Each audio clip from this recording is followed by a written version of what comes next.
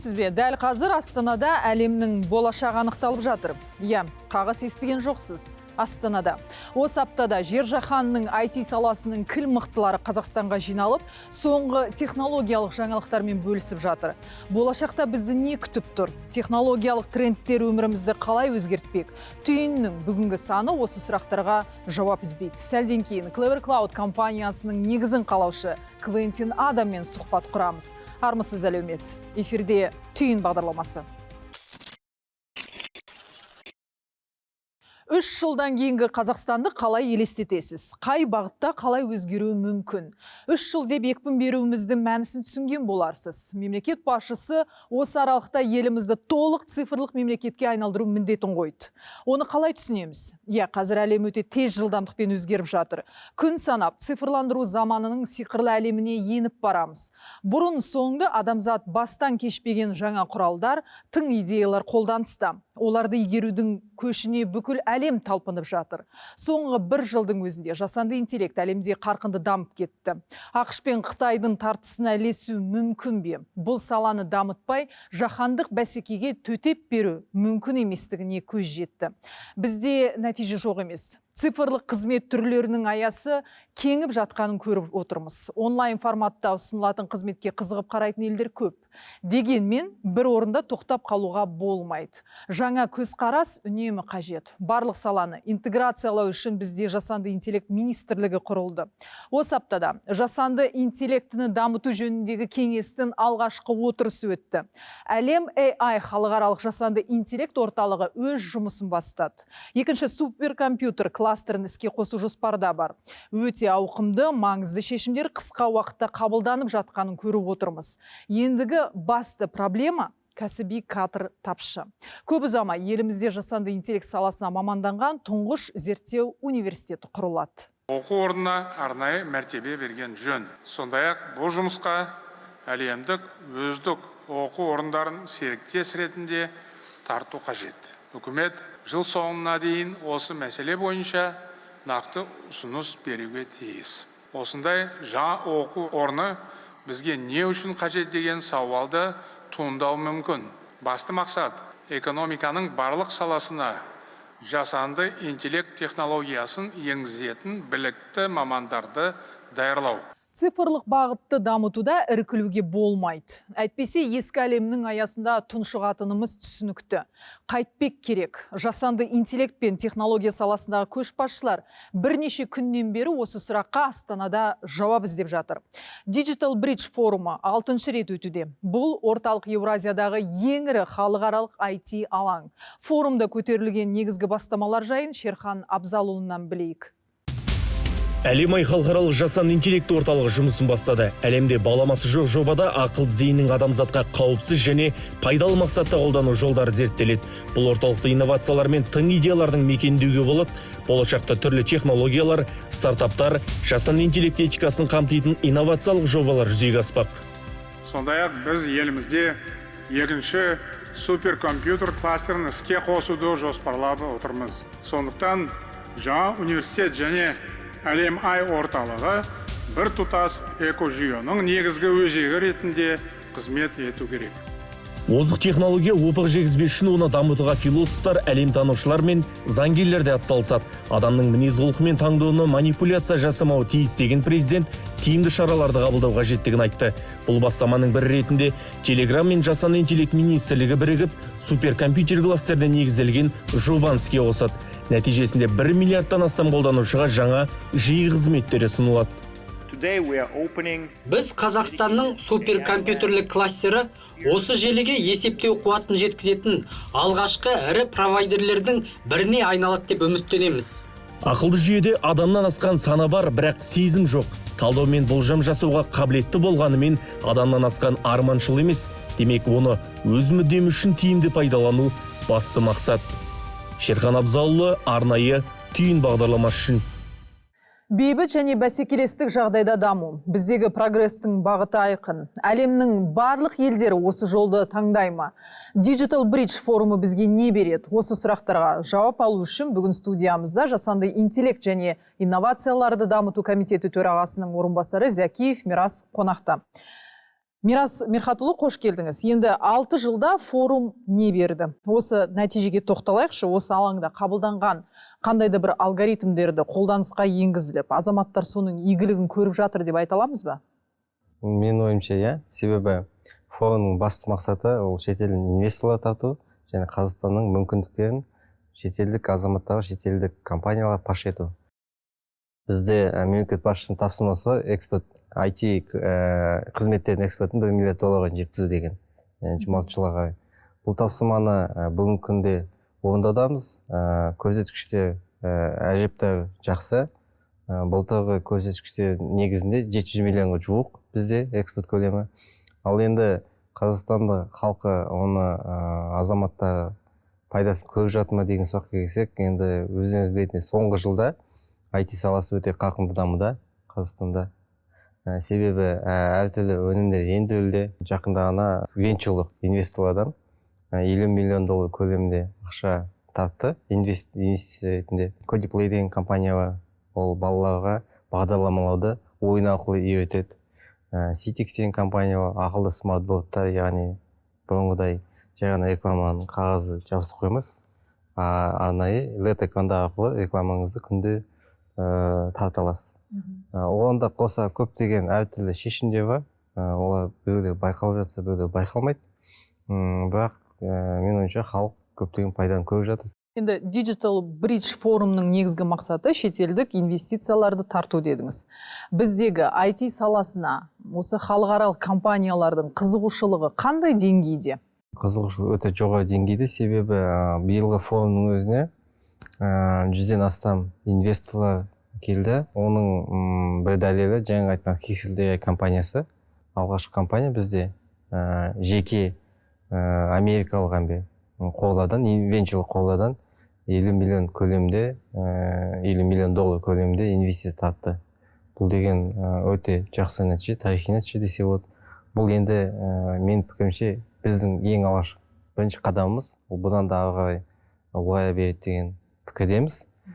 Себебі ол компания өзі де жақында хабарлады, олардың бағалануы $1 миллиард жетті деп. Бұл не деген сөз? Бұл деген сөз Қазақстанда кішкентай компаниядан алпауыт компания дәрежесіне, яғни танымал, оны бағалап, оны байқаған шетелдік инвестор, анық шетелдік алпауыт инвесторлар байқады деген сөз. Кейбір деректерге сәйкес венчурлық қордың көлемі орталық Азияда 120 миллионды сәйкес келеді 2024 жылдың қорытындысы бойынша.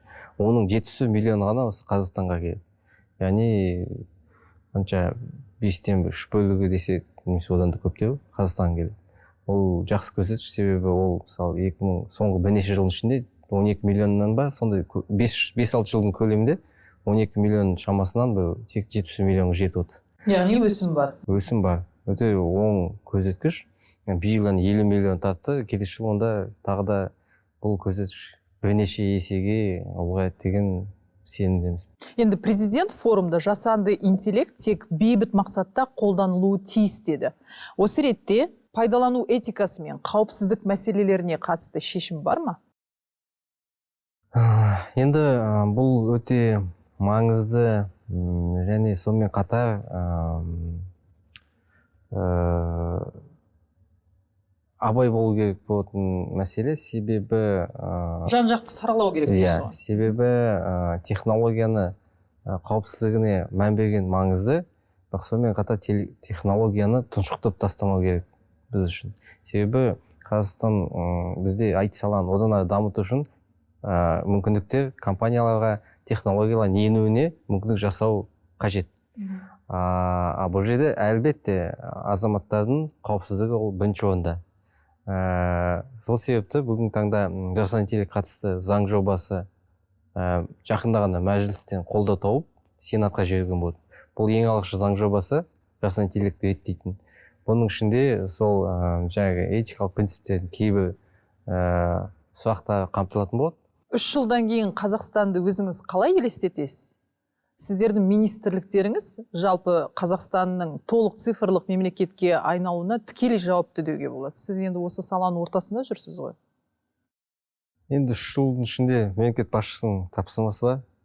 Қазақстан толыққанды цифрланған мемлекетке айлану керек.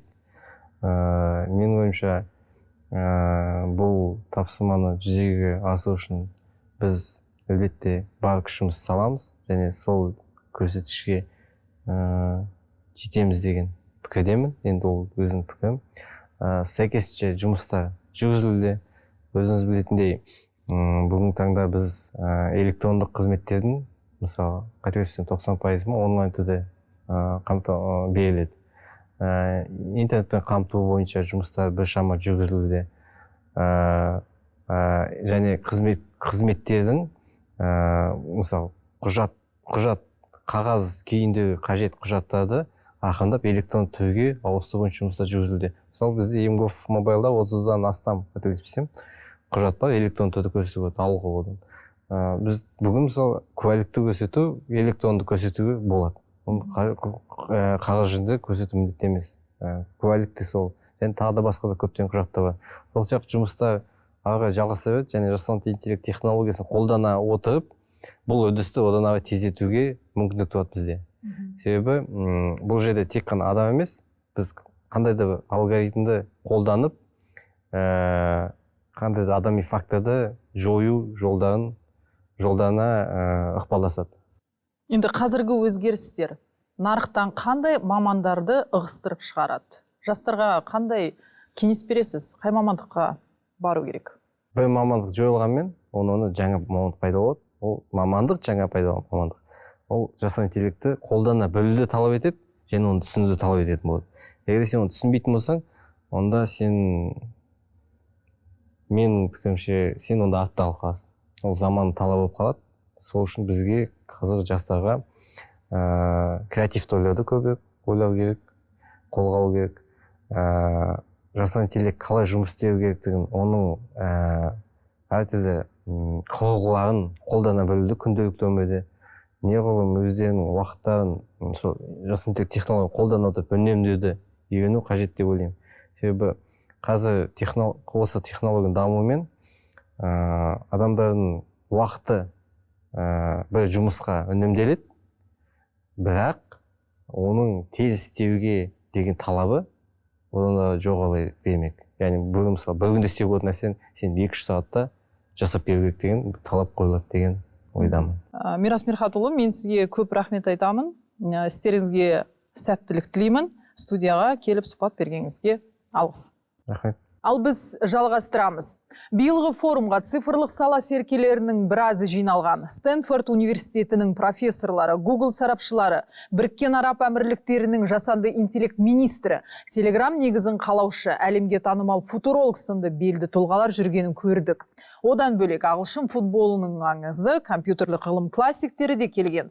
Форумдағы маңызды спикерлердің бірі бүгін бізде қонақта. Clever Cloud компаниясының негізін қалаушы Квентин Адам. Квентин мырза, Қазақстанға қош келдіңіз. Уақытыңыздың тығыздығына қарамастан, уақыт тауып арнайы студияға келгеніңізге алдымен алғыс білдіреміз. Енді өзіңіз басқарып отырған Clever Cloud компаниясының ең басты ерекшелігін айтып өтсеңіз. Thank you very much for having me. Мені шақырғандарыңыз үшін көп рахмет. Биыл Қазақстанға 4-ші рет келіп отырмын. Бұл ел маған қатты ұнайды. Әр келген сайын жақын болып барады. Халқыда өте қатты ұнайды. Clever Cloud компаниясында біз негізінен бұлттық технологияның бағдарламалық жағын ұсынамыз. Көп адамдар Clever Cloud'ты инфрақұрылым деп ойлайды. Егер солай болса, онда AOL немесе Verizon бұл салада көшбасшы болар еді. Бірақ шын мәнінде бұлттық есептеу ол бағдарламалық жасақтама. Бұл бағдарламаны жеткізудің жаңа тәсілі. Ал Clever Cloud осының нақты шешімін ұсынады. Біздің артықшылығымыз әмбебаптық. Clever Cloud'ты өз платформамызда да, басқа халықаралық бұлттық жүйелерде де, жергілікті провайдерлерде де, тіпті интернеттен толық ажыратылған. Мысалы, әскери немесе энергетика саласына арналған нұсқада да қолдануға болады. Қазақстанға келгендегі мақсатымыз ерекше. Біз мұнда әрқашан серіктестік құрып, елдің цифрлық егемендігін қамтамасыз ететін жүйе жасаймыз. Қазақстанда біз құра алатын басты нәрсе шынайы ұлттық болттық жүйе. Бұл елдің болашақ цифрландыруына, инфрақұрылымын дамытуға негіз болады. Тағы бір маңыздысы, Clever Cloud табысты басқа жаққа кетпейді. Біз Қазақстанда ғылыми зерттеу орталығы R&D центр ашуды көздеп отырмыз. Яғни осында қол жеткізілген прогрестер осы орталықты дамытуға жұмсалады. Жасанды интеллектке келсек, Қазақстанда әлемдегі ең мықты математикалық мектептердің бірі бар. Сондықтан мұнда қосымша құндылық жасауға мүмкіндік зор. Біз үшін маңыздысы әлемдегі бірнеше елдің күшті серіктестігі арқылы сапалы цифрландыруға қол жеткізу. Осы тұрғыда Қазақстан мен Франция негізгі серіктестердің бірі бола алады деп сенемін. Қазақстан мен Франция арасында маңызды келісім шарт жасалғанын білеміз. Cloud пен Clever Cloud компанияларының арасында, яғни бұлтты технологиялар мен цифрландыру саласы бойынша стратегиялық әріптестік туралы меморандумға қол қойылды. Бұл құжаттың маңыздылығы неде? Иә, біз Cloud компаниясымен үлкен меморандумға қол қойдық. Олармен кездесіп, жақсы қарым-қатынас орнаттық. Осы меморандум аясында біз Clever Cloud технологиясы негізінде Қазақстанда жаңа Clever Cloud құруды жоспарлап отырмыз. Оны қазақстандық мамандар басқаратын болады. Әрі мұнда ғылыми зерттеу орталығы да ашылады. Біздің мақсатымыз Қазақстанда күрделі қызметтерді іске қосу мүмкіндігін жасау. Оған платформа қызмет ретінде есептеу платформасы, автоматтандырылған жасанды интеллект жүйелері, деректер қорын автоматты басқару, әзірлеушілерге арналған құралдар және Clever Cloud'тағы 100-ден астам дайын шешім кіреді. Мұның бәрі Cloud технологиялық базасында жүзеге асады. Яғни біз стратегиялық әріптестік құрдық. Қазақстандағы барлық қызмет Cloud инфрақұрылымда орналасады және олардың серіктестік аясында жүзеге асады. Сонымен қатар жасанды интеллект бағыты бойынша жаңа ғылыми зерттеу орталығы құрылады. Қазірдің өзінде жасанды интеллект саласында бірнеше жақсы жобаларымыз бар. Бірақ біз оны одан әрі күшейтіп, зерттеу мен әзірлеу бойынша халықаралық деңгейде бәсекеге қабілетті болуды қалаймыз. Ең қуаныштысы, жаз айларында Cloud пен Clever Cloud командалары бірігіп жұмыс істей бастайды. Қазірдің өзінде алғашқы платформа дайын тұр. Біз оны бірнеше апта ішінде көпшілікке қолжетімдетеміз. Қазір тек құқықтық құжаттарды аяқтау үстіндеміз. Digital Bridge форумына алғаш қатысуыңыз қандай жаңалық сізді таңғалдырды? I think Digital Bridge is an event that have been growing for years now and is very important. Digital Bridge бірнеше жылдан бері дамып келе жатқан әрі аса маңызды шара. Мұнда адамдар да, компаниялар да көп жиналады. Сондай-ақ бүкіл әлемнің қызығушылығы бар. Биылғы басты тақырып Generative Nation. Бұл өте маңызды. Себебі есептеу қуаты артып, жасанды интеллект жаңа деңгейге шығып жатыр. Қазір біз шын мәнінде интеллектуалды еңбекке қатысты жаңа өнеркәсіптік революцияға куә болып отырмыз. Яғни бұл ақыл ой индустрияландыруының жаңа дәуірі. Digital Bridge-тің ерекшелігі мұнда экономика, жеке секторы, мемлекеттік органдар мен үкімет өкілдері бір жерге жиналып, мәселелерді талқылап, қысқа мерзімде шешім қабылдайды. Өйткені қазіргі жағдайда бұл бүкіл әлем бойынша жүріп жатқан жарыс. Мен Clever Cloud'ты құрғанда басты мақсатым әзірлеушілердің тиімділігі мен жылдамдығын арттыру болды. Сондықтан осындай шаралар өте маңызды. Мұнда түрлі адамдар бірлесіп, жаңа идеялардың пайда болуына мүмкіндік алады. Бұл азаматтардың болашақтағы өмір сүру тәсілін өзгертудің кілті. Ең бастысы, біз осы бағытта бәріміз бірге ілгерілеуіміз керек. Because it's very important that we move forward together on this direction. Енді Қазақстан алдағы 3 жылда толық цифрлық мемлекетке айналуды мақсат етіп отыр. Осыған сіздің көзқарасыңыз қандай? Бізге не қажет? Ең бастысы.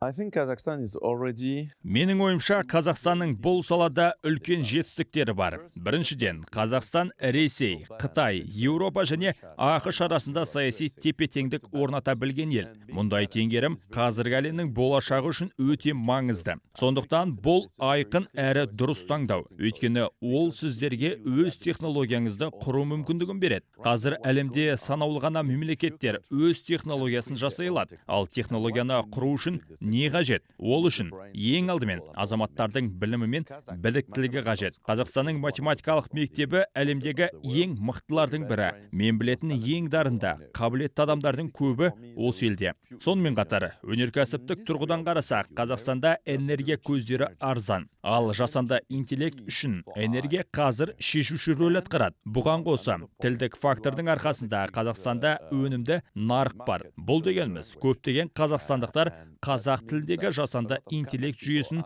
жасауға қатысады. Бұл нарық үшін өте тиімді, себебі оны сол елдің халқы өзіне қызмет ету үшін дамытады. Қазір Қазақстанда дұрыс технологиялық бағыт қалыптасып келеді. Бізге ендігі қажет нәрсе бірге жұмыс істеп, осы бағытта аса қарқынмен ілгерілеу. Сондықтан Казклауд қазір француздық Clever Cloud және Scality компаниялармен серіктесуде. Менің ойымша, бұл серіктестік Еуропа мен Қазақстан арасындағы байланысты нығайтып, адамзат үшін жаңа цифрландыру жолын ашады. Қазір Қытайдың өз жолы бар, ақш-тың да жолы бар, бірақ ол негізінен коммерциялық бақылауға сүйенеді. Меніңше, бұл адамзат үшін аса қолайлы бағыт емес, ал Еуропа мен Қазақстан бірлесіп өзгеше жол ұсыналады. Бұл адамдардың еркін болып, бірге құндылық құруына мүмкіндік беретін жол. Бұл жол шын мәнінде адамзат үшін әлдеқайда пайдалы болады. Сондықтан біз бүгін қабылдап жатқан шешімдер Қазақстандағы әрбір адам үшін ең тиімді шешімдер деп санаймын. Қазақстанда осының бәріне қажетті алғышарттар бар. Жақсы мамандар, жақсы энергия және алға жылжуға деген ынта. Дәл осы себептен мен бұл елге жиі келемін.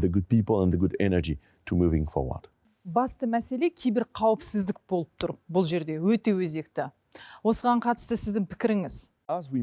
Жасанды интеллект пен цифрландыруға келгенде біз барлық деректерімізді, процестерімізді, жеке адамдар болсын, компаниялар болсын, құндылықтарымызды да бұлтқа және цифрлық жүйеге орналастырамыз. Сол себепті оларды барынша қорғау өте маңызды. Мен адамдарға жиі айтатыным, киберқауіпсіздік ең алдымен техникалық мамандардан гөрі әлеует пен қаржыға көбірек байланысты. Яғни жақсы киберқауіпсіздікке қол жеткізу үшін жеткілікті қаражат пен назар бөлу қажет. Қазақстандық бұлтты жүйелермен және жалпы экожүйемен жұмыс істеген кезінде байқағаным, қауіпсіздікке деген көзқарас мұнда өте жоғары деңгейде. Бұл мәселе шынайы назарда және жақсы жолға қойылған. Сондықтан Қазақстанда қолданылып жатқан тәсілдер дүниежүзілік стандартқа сәйкес келеді деп айта аламын. Ең бастысы осы деңгейде қалуды қамтамасыз ету.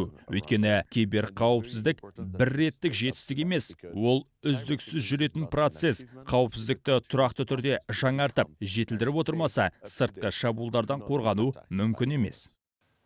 Квентин мырза, арнайы студиямызға келіп сұхбат бергеніңізге көп рахмет айтамын. Ең бастысы, екі елдің арасындағы серіктестік одан сайын беки берсін, және бұл тақырыптың аясы өте кең, алда талай кездесулер болады деген үміттеміз. Сізге көп рахметімізді айтамыз. Көргеніміздей, әлем өте тез жылдамдықпен өзгеруде. Былтыр ашылған жаңалықтар биыл ескіріп жатыр. Бір тұтас цифрлық экожүйесін құру ісінде Қазақстанның белсенділігі де содан болса керек. Жасанды интеллект болашақтың бағдары. Сондықтан бұл тақырыптың ауқымы бір хабармен шектелмейді. Үнемі назарымызда болады. Келер апта қайта жүздескенше аман сау болыңыздар.